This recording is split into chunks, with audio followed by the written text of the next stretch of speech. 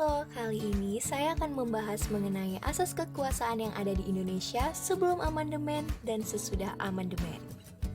Sebelum itu, kita harus mengetahui bahwa asas kekuasaan meliputi asas pembagian kekuasaan dan juga asas pemisah kekuasaan. Asas pembagian kekuasaan yaitu adanya sistem saling mengawasi dan saling mengadakan perimbangan di antara kekuasaan negara. Check and balance system. Asas pembagian kekuasaan menunjukkan bahwa negara Indonesia memiliki prinsip membagi kekuasaan di setiap daerahnya. Hal ini dilakukan agar tidak terjadinya kekuasaan semena-mena yang dilakukan oleh satu pemimpin atau kelompok. Namun, meski begitu, masing-masing kekuasaan tetap bisa saling bekerja sama satu dengan yang lainnya. Fungsi dari asas pembagian kekuasaan ini antara lain: 1. Dengan diterapkannya asas pembagian kekuasaan, masing-masing pemimpin atau kelompok lebih terfokus pada pekerjaannya. Yang kedua, memiliki kekuasaan yang stabil. Dan yang ketiga, mencegah adanya penyalahgunaan kekuasaan. Nah, asas pembagian kekuasaan ini dibedakan ke dalam dua bagian, yaitu secara vertikal dan secara horizontal. Secara vertikal memiliki arti pembagian kekuasaan menurut tingkatannya. Maksudnya adalah pembagian kekuasaan antara beberapa tingkat pemerintahan, misalnya antara pemerintahan pusat dengan pemerintahan daerah dalam negara kesatuan. Sedangkan yang secara horizontal memiliki arti yaitu pembagian kekuasaan menurut fungsinya. Yang dimaksudkan di sini adalah pembagian ini lebih menitik beratkan pada pembeda antara fungsi pemerintahan yang bersifat legislatif, eksekutif, dan yudikatif. Selanjutnya ada asas pemisah kekuasaan, yang berarti bahwa kekuasaan negara itu terpisah-pisah dalam beberapa bagian seperti yang dikemukakan oleh John Wood, bahwa kekuasaan dibedakan menjadi 3, yaitu legislatif, kekuasaan untuk membuat undang-undang. Yang kedua ada eksekutif, kekuasaan untuk melaksanakan undang-undang. Yang ketiga ada federatif, yaitu kekuasaan mengenai perang dan damai, membuat perserikatan dan aliansi, serta segala tindakan dengan semua orang dan badan-badan di luar negeri.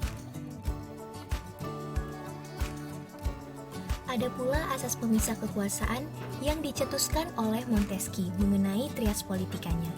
Yang pertama ada badan eksekutif yang melaksanakan undang-undang, memaklumkan perang, mengadakan perdamaian dengan negara-negara lain, menjaga tata tertib, dan lainnya. Yang kedua ada badan legislatif yang membentuk undang-undang, dan yang ketiga ada badan yudikatif, yaitu kekuasaan untuk mengadili, menjatuhkan hukuman atas kejahatan, dan memberikan putusan jika terjadi perselisihan antar warga. Singkatnya, sejarah perubahan konsep kekuasaan di Indonesia dapat dilihat pada bagan ini.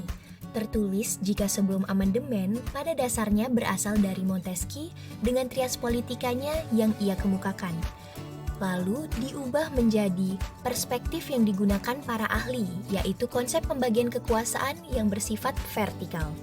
Lalu sesudah amandemen menganut sistem check and balance. Untuk penjelasan lebih lanjut, saya akan menjelaskan mengenai deskripsi struktur ketatanegaraan Republik Indonesia setelah amandemen Undang-Undang 1945. Jadi, Undang-Undang Dasar memberikan pembagian kekuasaan kepada 6 lembaga negara dengan kedudukan yang sama dan sejajar, yaitu Presiden, MPR, DPR, DPD, BPK, MA, dan Mahkamah Konstitusi (MK).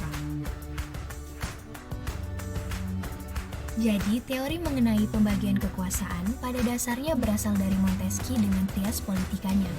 Namun, dalam perjalanannya, telah berkembang berbagai versi yang digunakan oleh para ahli lainnya terkait dengan peristilahannya.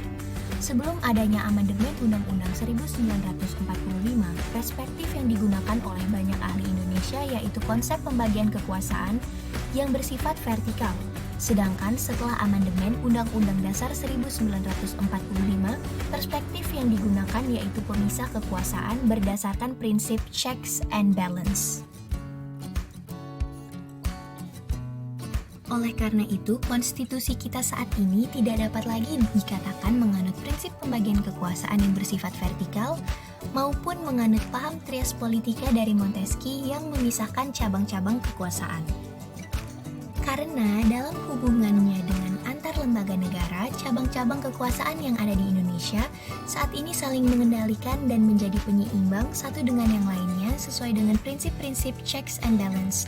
Misalnya, telah terjadinya mekanisme pengujian konstitusional di tangan Mahkamah Konstitusi atau tidak terdapatnya lagi lembaga negara dengan status tertinggi, melainkan semua lembaga negara memiliki status dan derajat yang sama.